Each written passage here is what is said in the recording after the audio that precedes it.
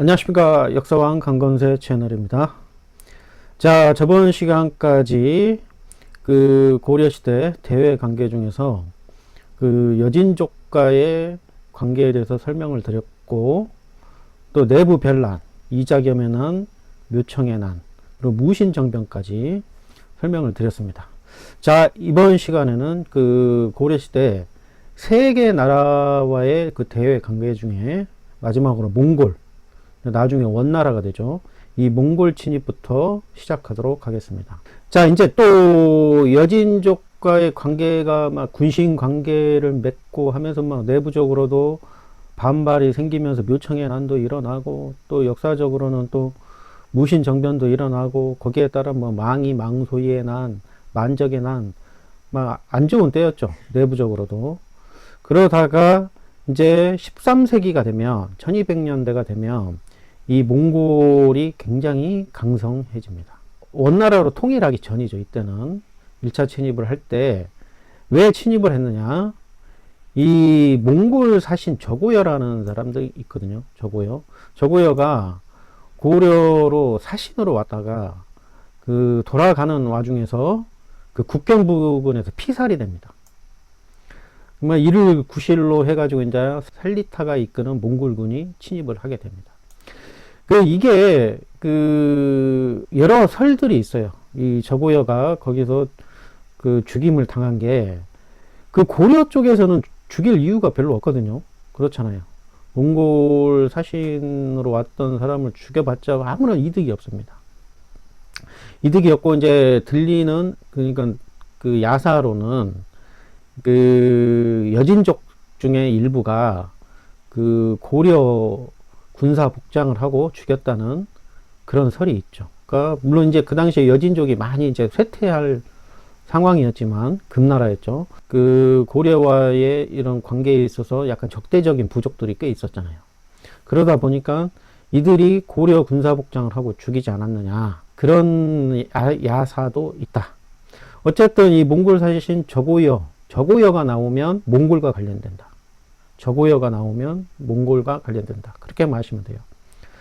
살리타가 이끄는 몽골군이 침입을 하죠. 하지만 이제 박서가 이끄는 부대가 이 귀주성 전투에서 몽골군을 물리칩니다. 이때 1차 침입을 막아내요. 근데 이때 본격적으로 몽골군이 침입하지는 않았죠. 왜 그러냐면 저쪽 서쪽으로 많이 진출하는 뭐 유럽이나 중앙아시아 그쪽으로 많이 진출한 상태였기 때문에 이 동쪽에 있는 고려는 그렇게 많이 신경을 안 썼죠. 뭐 대군이 온 건 아니고 일부 부대가 침입을 하지만 박서가 귀주성 전투에서 이긴다. 그러니까 이거 그 당시에 최후 무신 정권이었거든요. 최후 무신 정권에서는 이제 얘네들이 본격적으로 침입할 것 같다. 그러면서 이제 장기 항전을 대비하여 광화도로 천도를 하게 됩니다. 이 광화도라는 지역이 역사적으로 많이 나오잖아요. 이때 처음으로 나옵니다. 광화도로 천도라는 게. 그리고 조선시대 때 인조 때 그 후금, 여진족이 다시 뭉쳐가지고 후금을 세우거든요. 그 고려 때는 여진족이 금나라를 세우지만 조선 인조 때는 이제 또 여진족이 쇠퇴했다가 다시 뭉치기 시작하고 나중에 세운 금나라라고 해서 후금을 세우거든요. 그 후금이 쳐들어오죠. 인조 때. 그때 이제 뭐 병자호란, 정묘호란이 일어나죠. 그래서 그 후금이 이제 나중에 청나라로 바뀌면서 그 중원을 통일을 하게 되죠. 그때도 이 광화도로 천도를 하려고 합니다.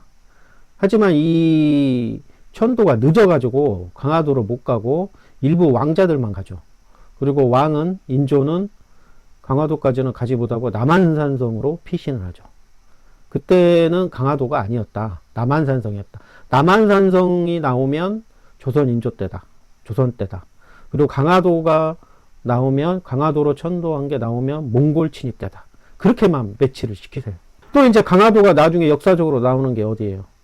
그렇죠. 이제 구한말, 조선 말기 때 이제 고종이 등극하고 이제 외세들이 침입을 하잖아요. 외세들이 침입해가지고 뭐 병인 양요, 프랑스가 쳐들어오는 병인 양요, 또 미군이 쳐들어오는 신미 양요가 일어나죠. 그때 강화도에서 많이 싸우죠. 그쪽 지역, 서해, 그쪽 그 프랑스군과 미군이 쳐들어오면서 이 강화도에서 많이 싸웁니다. 이때 강화도가 또 나오죠.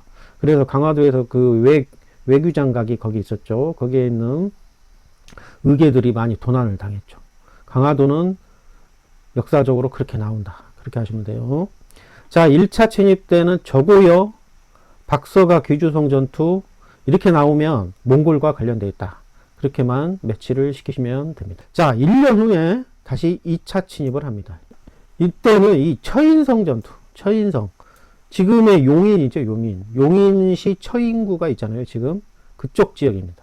그쪽 지역에서 이 김윤호가 이 적장 살리타를 사살합니다. 그러면서 물리치죠. 처인성 전투에 김윤호, 박서 귀주성 전투가 나온다면 몽골과 관련되어 있다.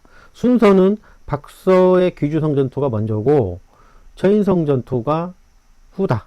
이렇게만 매치를 시키세요. 너무 어려워하시지 마세요.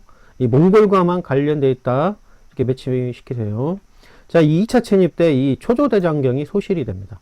초조대장경이 뭐라고 그랬죠? 초조대장경이 나오면 거란과 관련되어 있다. 거란 진입 때 그 백성들의 그 민심을 한데를 모으기 위한 그 대규모 그 장경 제작이 들어가죠. 처음 대장경을 만들었다, 조판했다 해서 초조대장경이라고 그랬다. 이거는 거란과 관련돼 있고, 나중에 이제 이 몽골 침입 때 이게 소실이 되니까 8만 대장경을 다시 제작을 하게 됩니다. 그걸 또 제조대장경이라고 하죠. 다시 조판했다. 그래서 제조대장경, 8만 대장경을 그 작업을 시작을 하죠. 그러니까 초조대장경은 거란 침입과 관련돼 있다. 8만 대장경은 몽골 침입과 관련돼 있다. 이렇게만 매치를 시키시면 됩니다. 자, 그러다 보니까 두 번 연속 이제 패하니까 몽골에서 이제 대군을 파견하겠죠. 그래서 3차 침입, 3년 후에 대군을 파견합니다. 그래가지고는 몽골군이 경주까지 진입하죠. 경주까지 진입해가지고 황룡사 구축 목탑이 그때 불타가지고 소실이 된다. 그렇죠. 이게 몽골 침입입니다. 어렵지 않습니다. 1차, 2차, 3차인데 1차, 2차, 3차까지 막 이렇게 세부적으로 나눌 필요는 없고, 박서의 귀주성 전투, 김윤우의 처인성 전투, 살리타 나오고 저고여 나오고 또 황룡사 구축 목탑이 소실된다 하면은 몽골과 관련돼 있다. 그렇게만 매치를 시키시면 돼요. 어렵지 않습니다. 보세요. 8만 대장경을 조판을 시작하죠. 아까 초조대장경이 불탔기 때문에, 소실이 됐기 때문에 다시 조판했다 해서 제조대장경이라고 한다. 현재 합천 해인사에 보관 중이죠. 세계문화유산에 등재되어 있습니다. 거기 해인사에 가면은 제한적으로 공개가 되는데, 저도 한번 갔다가 공개돼가지고 본 적은 없고 문틈으로 본 적은 있는데 엄청납니다. 그 두꺼운 그 나무판에다가 그 한 잔 한 잔씩 그 새겼다는 그 자체가 굉장한 공력이 들어가는 거잖아요. 자, 8만 대장에 남으면은 몽골 침입과 관련되어 있다. 자, 그래가지고 이제 그 3차 침입에서 이제 경주까지 막 함락되고 하다 보니까 결국에는 이제 항복할 수밖에 없었겠죠. 1270년도에 이 최후 정권, 무신 정권이 축출되고 항복을 하고 개경으로 한도합니다. 이때 최후 정권, 무신 정권에 침입이 되었던 이 삼별초도 그 환도를 하지 않고, 환도하면은 죽임을 당하겠죠. 자기들의 그 주군이었던 무신 정권이 무너졌기 때문에 그 개경으로 같이 환도를 하면은 죽임을 당하겠죠. 그러다 보니까 이제 끝까지 저항을 하면서 진도, 제주로 이동하면서 끝까지 저항한다. 배중손, 김통정 나오면 삼별초하고 관련되어 있다. 몽골 침입에 대해서 끝까지 저항한 삼별초의 지도자들 이름입니다. 배중선, 김통정 나오면 몽골과 관련되어 있다. 그렇게 매치시키시면 됩니다. 자, 항복을 하면서 드디어 이제 원 간섭기가 시작이 되죠. 이제 나중에 공린왕이 나올 때까지 그 부마국이죠. 부마국이라는 게 사유의 나라라는 거예요. 사유의. 조선시대 때도 뭐 왕하고 왕 딸하고 결혼하는 그 사위를 부마라고 그랬죠. 그러니까 부마국이 되죠. 사유의 나라로 이 원의 공주들이 왕비로 많이 옵니다. 시집을 오죠. 고려 조정에. 그러면서 원의 간섭을 받습니다. 근데 희한하게 이 원이 그 당시에 엄청나게 강력한 나라였잖아요. 그 시대적인 세계사적인 흐름에 그 중앙아시아도 뭐 다 정복하고 하면서 그 중앙아시아는 칸이라는 사람이 그 원나라 사람이 직접 가서 통치를 했습니다. 그래서 거기도 뭐 그 나라 이름이 한자가 많이 들어가죠. 한자. 어쨌든 칸들이 파견이 돼가지고 그 중앙아시아 나라들 직접 통치를 하죠. 근데 유일하게 그 항복을 받아낸 나라 중에 이 고려만 직접 통치를 하지 않고 그 부마국을 삼아서 대리 통치를 하게 된 거죠. 그게 어떤 뭐 야사로는 이 몽골족들이 약간 이 고려 한반도 한민족을 약간 형제, 지금도 보면은 몽골 사람들 보면 비슷하잖아요, 우리하고. 같은 뿌리에서 나왔다. 그렇기 때문에 같은 민족이다. 그런 의식이 있어서 그랬다는 말도 있고, 또 하나는 이 고려 땅, 한반도 땅에 와보니까 먹잘 것이 없는 거예요. 맨 산만 있고. 그렇잖아요. 70%가 산이니까, 전 국토에.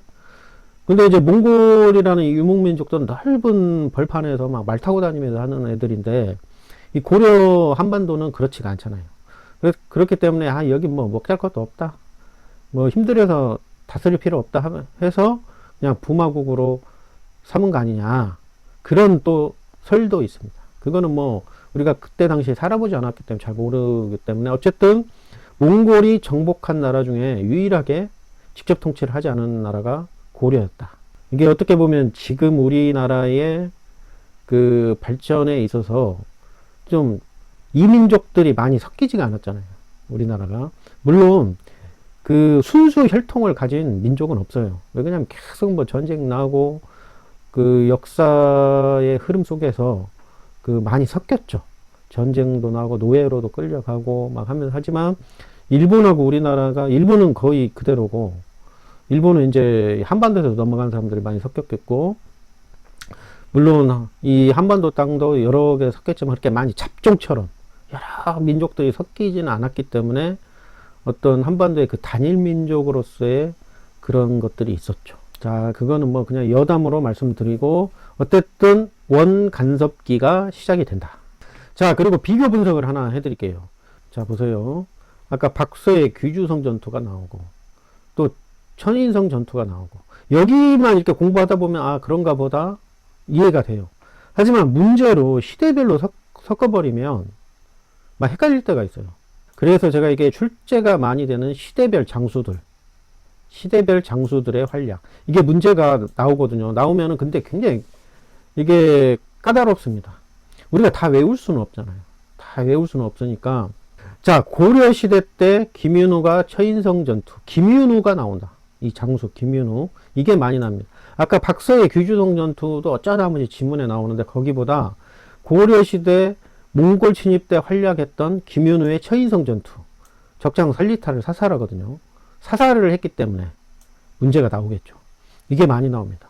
고려시대 몽골 침입 때 김윤후가 처인성 전투를 벌인다. 자, 장수들입니다. 또 고려시대, 고려 초기 때. 그때 장수들은 좀 이렇게 비교 안 해도 어느 정도 구분이 되는데 이 몽골 침입 때하고 조선시대 때하고 이 장수들은 좀 헷갈려요. 막 임진왜란, 정미호란 막 일어나잖아요.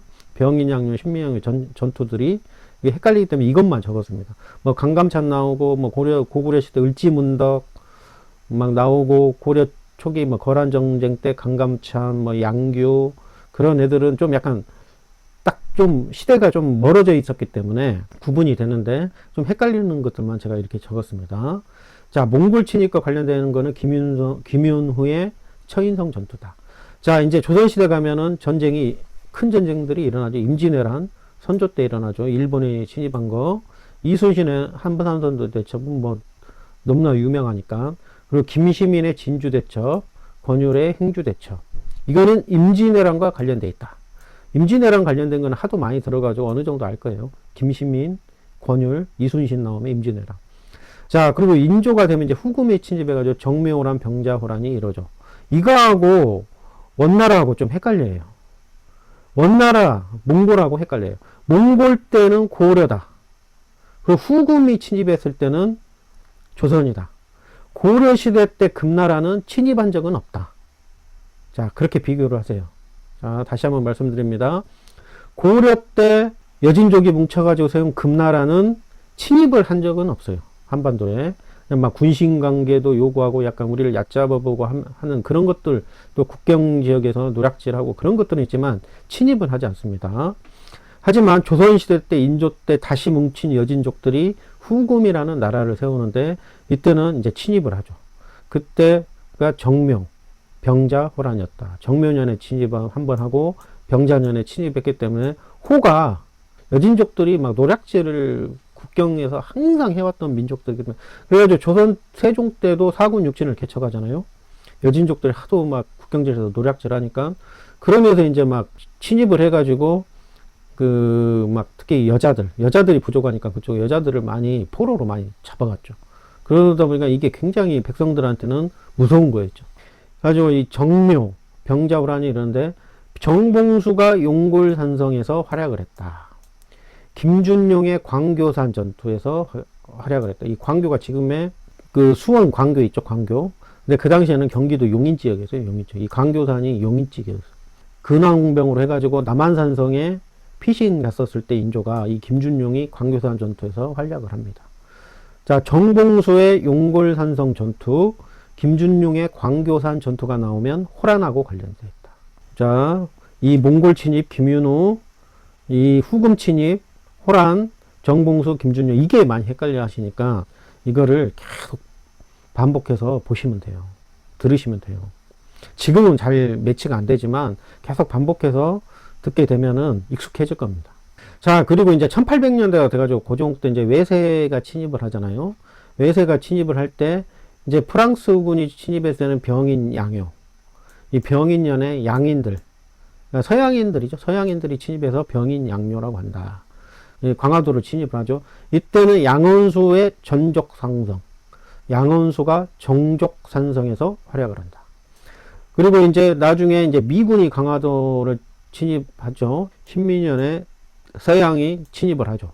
이때는 어제연이 광성보, 그 강화도에 있는 광성보에서 활약을 한다. 이게 헷갈려요. 이 장수들. 자, 김윤호의 처인성, 또 뭐 임진왜란 너무 유명하니까. 그리고 호란 때 정봉수, 김준용. 병인양요 때 양원수. 신미양요 때 어제연. 이게 섞여서 문제로 나오면 헷갈려요. 근데 이제 문제풀이도 많이 하고 하다 보면은 나도 모르게 익숙해집니다. 그리고 이게 신미양요, 병인양요가 구한말, 조선 말기 때 대표적인 전투입니다. 대표적인 외세 전투죠. 이때 전투다운 전투였어요. 전투다운 전투. 그 후로는 뭐 일방적으로 이제 조선이 밀리는 것들이죠. 자, 여기 신미, 미자가 들어가니까 미군하고 연결시키면, 아, 병인은 프랑스구나.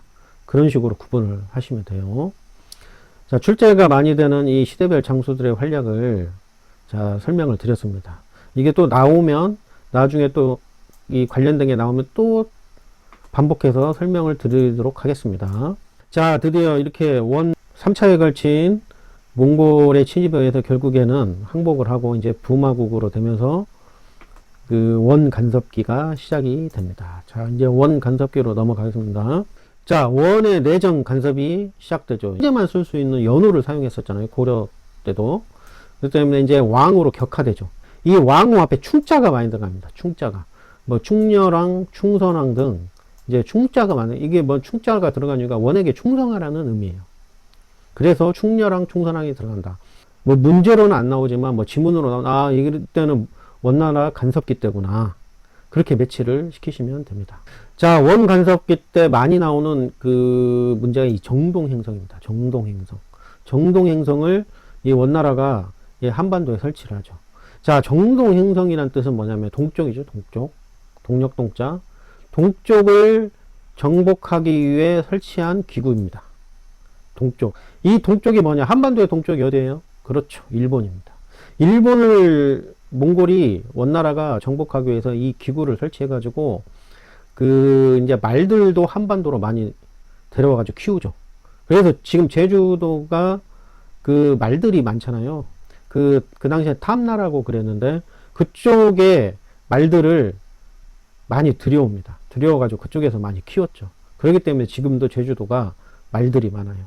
제주도가 아무래도 일본하고 가까우니까 거기서 키우면서 이제 그 원정을 가기에 가까운 거리에서 말을 키운 거죠. 이 1226년 뭐 충렬왕 때 일본 원정을 위해 개경해 두었던 몽골의 기관입니다. 아주 뭐 군대와 물자를 많이 강요를 했겠죠. 하지만 원정을 하지만 그때 막 태풍도 불고 하면서 그 원정을 실패를 합니다. 원정을 실패하고 어떻게 보면은 진짜 일본은 이게 처음이자 마지막으로 일본 본토에서 전쟁이 일어날 수 있는 것을 그 자연재해로 인해서 막아냅니다. 아마 몽골이 넘어갔으면 일본도 정복당했을 거예요. 하지만 막 태풍이나 여러 가지 막 자연재해로 인해서 그 결국에는 실패를 하죠.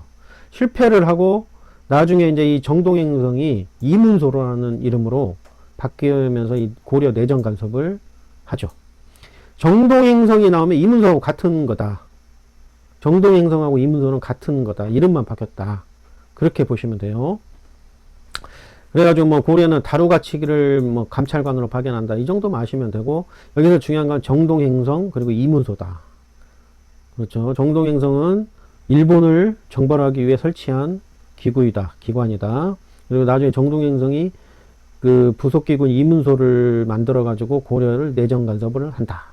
이렇게까지만 아시면 돼요. 자, 그래가지고 이제 뭐 원 간섭을 하면서 여러 가지 하는데 이게 직접 통치는 안 하지만 그래도 얼마나 굴욕적입니까? 부마국이라는 게 사유의 나라고 충성을 맹세하고 보통 이 세자가 될 사람, 그러니까 나중에 왕이 될 사람을 그 원나라로 어릴 때 데려가요. 고려의 세자가 될 왕이 될 사람 건너가지고 거기서 교육을 시키죠. 그러다 보니까 친원 세력이 될 거 아니에요. 그래가지고 교육을 시켜가지고 아 얘가 원나라에 충성할 만하다 하면은 이제 고려에 보내서 왕으로 삼는 거죠. 그 정도로 이제 굴욕적인 거죠. 직접 통치는 안 했지만. 아주 함경도 지역인 천령 이북에 쌍성총관부가 설치됩니다. 이 쌍성총관부가 문제가 많이 나오죠. 나중에 이제 이 쌍성총관부를 국민왕이 수복을 하면서 원나라 세력을 몰아내잖아요. 그때 많이 나오던 이 쌍성총관부를 천령 이북 땅에 쌍성총관부를 설치합니다. 하여튼 감독기구죠. 감독기구. 그리고 막 공녀도 수시로 차출해가요. 공녀를 차출해갔다는 거는 그 원나라 황실에 일을 할 사람, 일하는 여자들이죠. 여자들. 궁녀죠. 궁녀. 궁녀로 막 착출해갑니다. 왜냐면은 원나라는 유목민족이었기 때문에 그 인구가 많지 않잖아요. 인구가 많지 않기 때문에 이 고려에서 공녀를 많이 차출해갑니다. 그러니까 처녀들을 데려갈 거 아니에요. 그렇기 때문에 이때 당시에 원간섭기 때 조혼 풍습이 유행했어요. 빨리 결혼을 시켜야 차출이 안 돼가기 때문에 그래서 조혼 풍습이 만연했었다. 근데 이게 역사를 공부하다 보면 왜 이렇게 고려에서 공녀를 많이 데려갔을까? 그렇게 생각하다 보니까 물론 이게 검증된 건 아니지만 그 원나라는 유목민족이다 보니까 인구가 많지 않기 때문에 그 이렇게 물자보다는 인력들을 많이 착출을 해다 거는 이해가 되는데, 아니 그쪽 중국 땅에도 여자들 많을 건데 왜 고려도 그렇게 인구가 많은 편 아니잖아요. 아닌데도 이렇게 데려갔을까 생각해 보면 이게 좀 연결이 돼요. 이 몽골이 항복을 받고 고려를 직접 통치 안 한 이유가 그 중에 야사 중에 하나가 약간 같은 민족이다. 뿌리가 같은 민족이다. 우리 몽골 반전도 있잖아요. 라고 생각을 했었다는 그런 야사가 있었다고 그렇게 말씀을 드렸잖아요. 그런 연장선상일 수도 있다. 왜 그러냐면 이 공녀라는 거는 황실에서 근무하는 거잖아요. 그러니까 집권자들 측근에서 근무를 합니다. 그렇죠. 측근에서 근무를 하는데 그 중국 본토에 있는 여자들은 뭐 한족들이 많을 거 아니에요. 한족들. 그 한족들이나 아니면 뭐 다른 민족들도 많을 거 아니에요. 다른 민족들보다는 이 고려 쪽 한반도 한민족 사람들을 더 믿었지 않느냐. 그런 연장선상에서 이 공녀 차출을 많이 하지 않았느냐. 저는 그렇게 생각합니다. 그건 제 개인적인 생각입니다. 이건 제가 역사적으로 알아보지는 않았거든요. 그랬던 것 같아요. 그렇게 역사 공부를 하다 보니까 그렇게 매치가 좀 되지 않느냐. 그래가지고 나중에 이 공녀로 간 고려에서 공녀로 간 중에 한 인물이 기황후가 되잖아요. 기황후가 됩니다. 그 왕의 부인이 돼요. 그 정도로 그 고려 공녀들이 그렇게 넘어가면은 푸대접은 받지 않았다. 물론 엄청나게 고생 많이 했겠죠. 했겠지만 그래도 몽골은 이 고려 민족을 약간 한 뿌리에서 나온 민족이라는 그런 약간 의식이 있지 않았었냐, 그렇게 생각됩니다. 자, 이제 원 간섭기 동안 이제 원 간섭이 시작되다 보니까 이 친원 세력들이 이제 득세를 하겠죠. 이제 원나라 세력들한테 아부를 하고 하는 사람들이 이제 권력을 장악을 했겠죠. 나중에 이제 기철 그런 사람들이 거의 장악하는, 이 기철이 누구냐? 아까 말씀드렸던 공려로 끌려갔다가 황후가 되는 기황후의 친척입니다.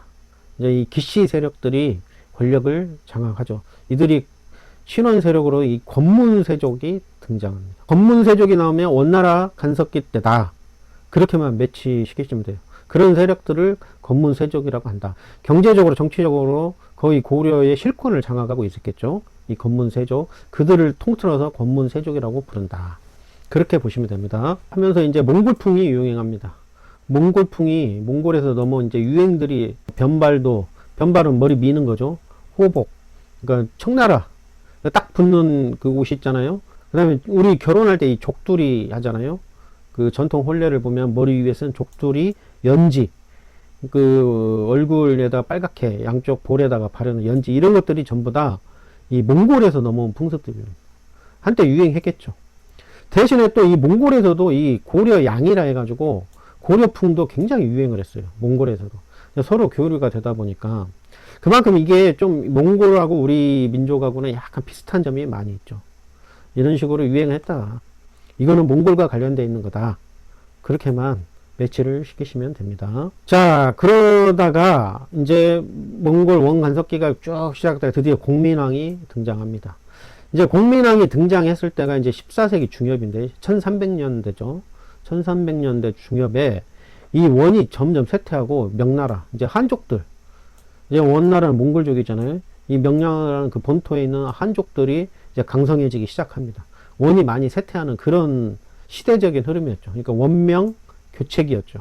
그러다 보니까 그 고려에 있던 친원 세력들도 어떻게 보면은 그 뒷배가 좀 약해지니까 공민왕이 이들을 몰아내야겠다 하면서 기철 등, 아까 기왕후의 친척이죠.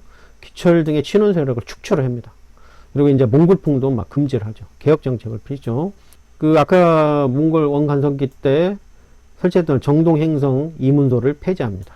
이 정동행성이 일본 정벌하기 위해 설치한 기관이었죠. 그게 나중에 이제 부속기구의 이문소를 설치해가지고 정동행성 밑에 이문소를 아주 내정 간섭을 하죠. 이것도 폐지를 시켜버리죠. 그리고 결국에는 천령 이북당, 함경도 천령 이북당의 쌍성총관부를 탈환하면서 이 천령 이북당을 수복을 하면서 원나라 세력을 몰아내죠. 그 당시에는 이제 원이 많이 쇠퇴되니까 이런 개혁 정책이 할 수 있었겠죠. 이 공민왕의 친원 세력 축출 정책이 먹혔겠죠. 자, 이제 공민왕이 이런 업적을 세운다. 공민왕의 업적은 정동행성 이문소를 폐지했다. 쌍성총관부 탈환하고 수복을 했다. 이게 가장 중요합니다. 공민왕이 나오면 나중에 이제 전민변정도감도 나오는데 이게 반원 정책으로 시행을 했다. 그리고 이제 왕권 강화를 했겠죠. 공민왕 때 이제 친원 세력들을 몰아내면서 한편으로는 그 권문세족들이 그 당시에 기득권 세력이었기 때문에 이 사람들의 힘을 빼놔야 될 거 아니에요. 이 사람들은 힘을 빼놔기 때문에 이 승려인 신돈을 등용합니다. 승려인 신돈을 등용해가지고 이 전민변정도감을 설치하죠. 전민변정도감, 이거에 많이 나옵니다.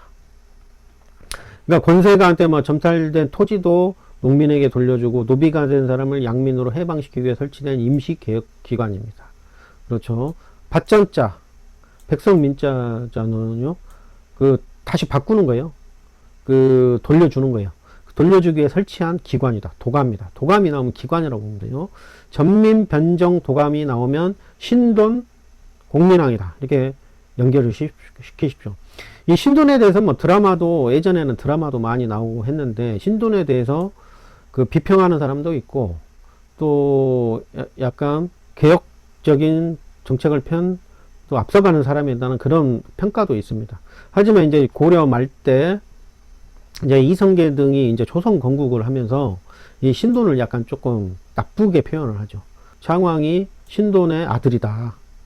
는 그런 것들도 막 퍼뜨리면서 그런 것들도 있기 때문에 그런 것까지는 아실 필요는 없고, 어쨌든 신돈하고 그 공민왕과 관련된 거는 전민변정도감이다. 자, 노비가 된 사람을 양민으로 해방시킨 다음에 이게 어디서 또 많이 들어봤는데? 그런 생각 드시죠? 공부했던 것 중에 뭐였던 것 같아요? 그렇죠. 고려 초기 광종 때 시행했던 노비안건법. 그 억울하게 노비가 된 사람을 양민으로 자 풀어주죠. 그때는 왜 그랬어요? 그렇죠. 그 강성한 호족 세력들을 억누르기 위해서 노비안건법이 시행이 됐죠. 그리고 이때 고려 말 그때도 이 국민왕 때도 이 권문세족들의 힘을 죽이기 위해서 이 전민변정도감을 시행한다. 자, 역사는 연결되는 겁니다. 역사는 헷갈려 하시면 안 됩니다. 그러면서 이제 정몽주, 정도전도 이제 신진 사대부도 등용을 했겠죠. 이제 유학자들이죠, 유학자들이 이제 등용을 했겠죠. 그 권문세족들한테 대항을 시켜야 되기 때문에 정도전, 도준 등도 전부 다 신진 사대부들이죠. 그래서 이 급진파인 정도전, 조준이 이제 조선왕조 개창의 주도 세력이 되죠. 하지만 정몽주는 온건파였기 때문에 나중에 이제 조선 건국 과정에서 그 이성계의 아들인 이방원한테 선주교에서 죽임을 당하죠. 그걸 뭐 나중에 가면 또 설명을 드리겠습니다. 자, 이 고려 말 때 이 홍건족이 많이 침입합니다. 홍건족이 많이 침입을 하는데, 자, 이 부분까지는 지금 시간이 많이 됐으니까 그 다음 시간에 하는 걸로 하고, 자, 이 공민왕 관련돼서 고려 왕에 관련돼서는, 아니, 고려 초기 때 태조 왕건, 그 광종, 성종, 그리고 고려 말 때 이 공민왕이 많이 나온다. 그랬죠. 그래서 공민왕하고 연결되는 것은 정동행성, 이문서 폐지, 그러니까 원 세력을 축출하는 그런 내용. 그 다음에 쌍성 총관부 수복. 이거 연결하시고, 그 다음에 전민변정도감 설치. 그 당시에 기득권 세력에 떠는 권문세족들을 그 억압해야 하기 때문에 이런 거를 설치했다. 그렇게만 연결시키시면 돼요. 자, 오늘 이 시간에는 이제 몽골 침입하고 그 공민왕까지 했습니다. 자, 다음 시간은 이제 공민왕 이후로 이제 고려 말 때 막 홍건족도 침입하고, 그 다음에 그 안에서 이제 이성계나 최영이 그 무신 세력으로부터 홍건족 왜구들을 막아내면서 이제 그 권력의 선두주자로 떠오르는 그런 거에 대해서 설명을 드리도록 하겠습니다. 자, 오늘도 긴 시간 동안 들어주셔서 감사하고, 구독과 좋아요, 알람 설정은 저한테 큰 힘이 됩니다. 고생하셨습니다. 좋은 하루 되십시오. 감사합니다.